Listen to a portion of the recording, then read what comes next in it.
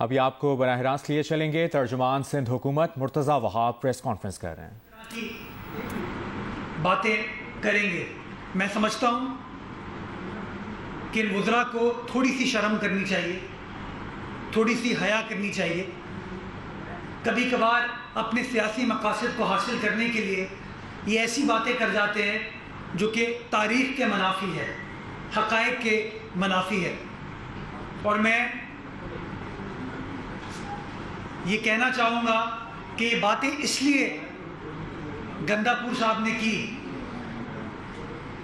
کہ انہوں نے دیکھا کہ جہاں جہاں بلاول بھٹو زرداری کشمیر میں گیا, یا آصفہ بھٹو زرداری صاحبہ یا فریال ٹالپور صاحبہ کشمیر میں گئیں, عوام کا ایک جمع غفیر تھا.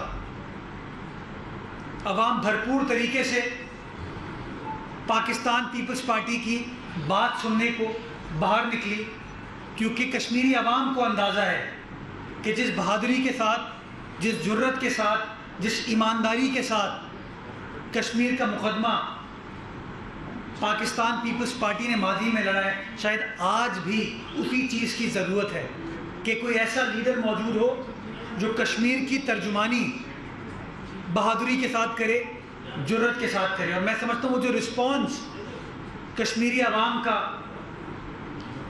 نکلا, جو رسپانس دیکھنے میں آیا, اس کی وجہ سے ان وفاقی وزراء کو یہ گندگی کرنے کی ضرورت تھی. ان کی جتنی مذمت کی جائے وہ کم ہوگی. اور میں امید کروں گا گو کہ 25 جولائی سے میری کوئی خوشگوار یادیں نہیں ہیں, یا پاکستانی قوم کی کوئی خوشگوار یادیں 25 جولائی سے میں سمجھتا ہوں کوئی پاکستانی منسوب نہیں دے سکتا. لیکن میں امید کروں گا کہ 25 جولائی کو سلیکشن نہیں, الیکشن ہوگا. اور اگر شفاف طریقے سے وہ الیکشن ہوا تو انشاءاللہ جیت پاکستان پیپلز پارٹی کی ہوگی, جیت تیر کی ہوگی, جیت شہید بھٹو کی پارٹی کی ہوگی, شہید محترمہ بے نظیر بھٹو کی پارٹی کی ہوگی, بلاول بھٹو زرداری صاحب کی پارٹی کی ہوگی. اب دوسرا ایشو جو بڑا میں سمجھتا ہوں شدت اختیار کر رہا ہے وہ کرونا ہے. اور ہر شخص کرونا کے ایشو کے اوپر بات کرنے کی کوشش کرتا ہے, سیاست کرنے کی کوشش کرتا ہے, جس کا نقصان میں سمجھتا ہوں کہیں نہ کہیں ہمارے شہریوں کو ہوتا ہے. پچھلے 24 گھنٹوں میں کراچی شہر کے اندر جو پازیٹیو کیسز کی شرح ہے وہ تقریباً 23.12% ہے, 23%. پچھلے 24 گھنٹوں میں پازیٹیوٹی ریشو ہے کرونا وائرس کے کیسز کا کراچی شہر میں. اور اگر آپ لوگ یاد کریں آج سے 10 روز پہلے یہ پازیٹیوٹی ریشو 8.5-9% ہو گیا تھا. جب حکومت نے بندشوں کو ریلیکس کرنے کا فیصلہ کیا, چونکہ NCOC چیزوں کو ریلیکس کر رہی تھی, بقرعید کے دن آ رہے تھے, لوگ شاپنگ وغیرہ کرتے ہیں, شادی بیاہ کی تقاریب ہوتی ہیں, تو ایک طرف NCOC کا پریشر تھا, ایک طرف عوام کا پریشر تھا, تو حکومت نے بندشوں کے اوپر نرمی کی, اس ہدایت کے ساتھ, اس تاکید کے ساتھ کہ شہری SOPs کا خیال رکھیں گے, SOPs کو فالو کریں گے تاکہ کرونا وائرس کے کیسز میں شدت نہ آ پائے. بدقسمتی کے ساتھ وہ SOPs اس طریقے سے فالو نہیں ہوئے. نہ لوگوں نے ایمانداری کے ساتھ SOPs کو فالو کیا, نہ اس طریقے سے ویکسینیٹ کرایا, اور نتیجہ یہ ہوا کہ 10-12 روز کے اندر پازیٹیوٹی ریشو جو ہے 23% تک پہنچ گیا ہے. اور اب عید الاضحیٰ سر پر ہے, لوگ قربانی بھی کریں گے, ان کی تقاریب بھی ہوں گی. بڑی ڈینجرس, الارمنگ, تشویشناک سچویشن ہے. میں ایک بار پھر شہریوں کے اپنے مفاد میں, ان کی اپنی بہتری کے لیے یہ گزارش کرنا چاہوں گا کہ خدا را SOPs کو وائلیٹ نہ کرے, خدا را حکومت کی دی ہوئی گائیڈ لائنز کو فالو کرے. حکومت نہیں چاہتی کہ وہ سختیاں کی جائیں, وہ بندشیں واپس لگائی جائیں, کیونکہ جب ہم سختی کرتے ہیں، بندشیں لگاتے ہیں، تو کبھی پی ٹی آئی کچھ کہتی ہے، کبھی ایم کیو ایم کچھ کہتی ہے، کبھی کوئی ڈاکٹرز کے بارے میں نہیں سوچتا، کبھی کوئی ہیلتھ ورکرز کے بارے میں نہیں سوچتا، ہسپتالوں کے بارے میں نہیں سوچتا کہ اس وقت جو یہ پازیٹیوٹی میں اضافہ ہو رہا ہے، لوگ بڑے پیمانے پر بیمار ہو رہے ہیں، ہسپتالوں کا رخ کر رہے ہیں، ہسپتال میں ہاسپٹلائز ہو رہے ہیں، پھر سچویشن خطرناک حد تک بڑھ رہی ہے۔ تو میں سمجھتا ہوں کہ اگر شہری چاہتے ہیں کہ حکومت سختیاں نہ کرے، حکومت بندشیں نہ لگائے، تو میں شہریوں سے گزارش کرنا چاہوں گا کہ وہ ایس او پیز کو فالو کریں۔ اگین غیر ضروری طور پر نہ نکلیں، ماسک ضروری طور پر پہنیں، ویکسینیٹ کرائیں، ویکسین وافر مقدار میں اویلیبل ہے، ویکسینیٹ کرائیں تاکہ ہمیں سخت فیصلے نہ کرنا پڑے۔ لیکن میں شہریوں کو بتانا چاہ رہا ہوں کہ سچویشن آج 19 جولائی کو خطرناک ہے، تشویشناک ہے، اور اگر اگلے چند روز میں ہم نے اپنے آپ کو پابند نہیں کیا ایس او پیز فالو کرنے کو، تو یہ نمبر اور خطرناک ہو سکتے ہیں، اور خطرناک ہوئے اگر خدا نخواستہ ہمارے ہسپتالوں میں جگہ نہیں رہی تو اس کا نقصان بھی ہم شہریوں کو ہوگا۔ تب کوئی M Q M P T I نہیں آئے گی بیچ میں، پھر وہی لوگ سندھ حکومت کے اوپر الزام لگائیں گے۔ تو اس لیے میں سمجھتا ہوں بلا تفریق غیر سیاسی طور پر ہم سب کو انسانیت کے ناطے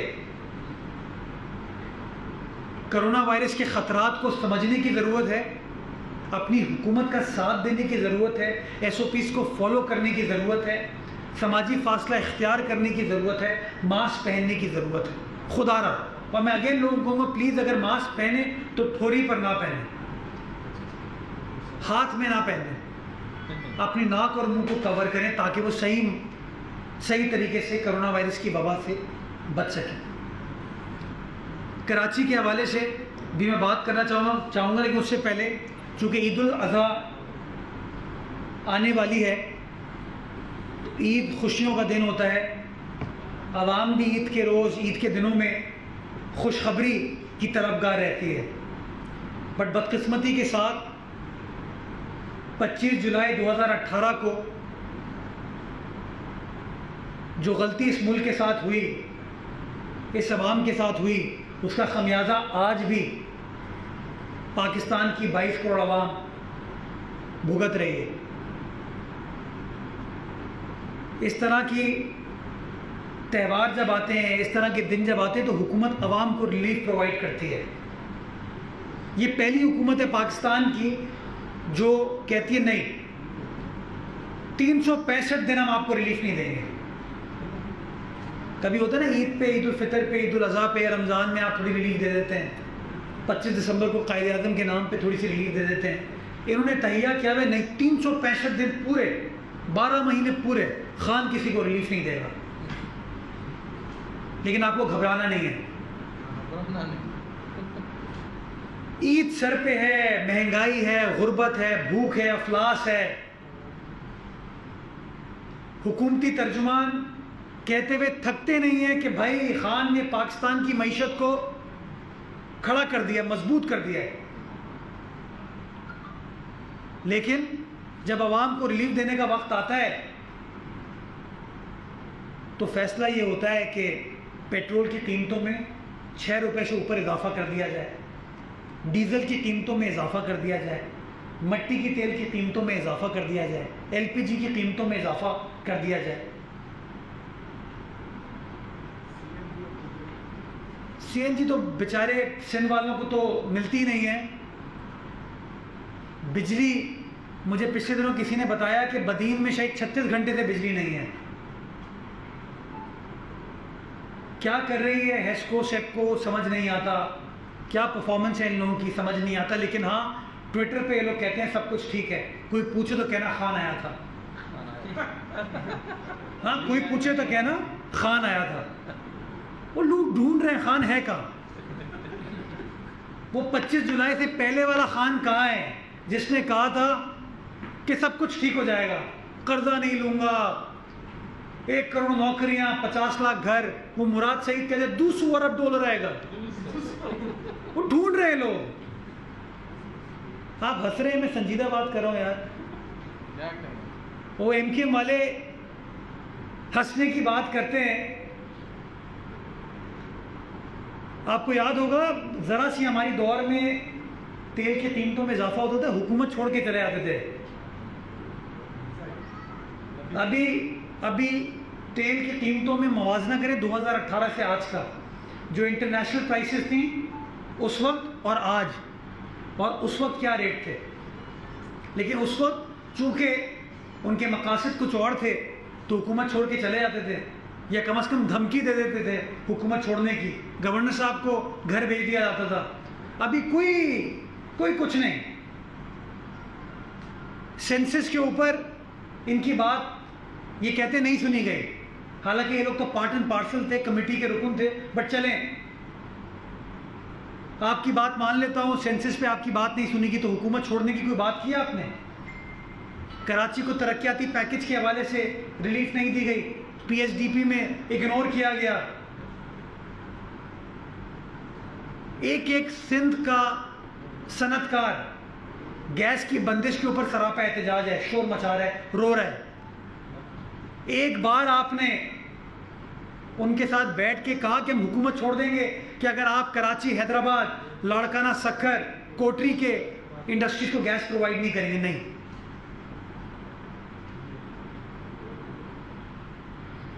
ہم یہ بات کرتے تو کہتے ہیں کہ یار وہ بھادر آباد میں لوگ ہنستے ہیں.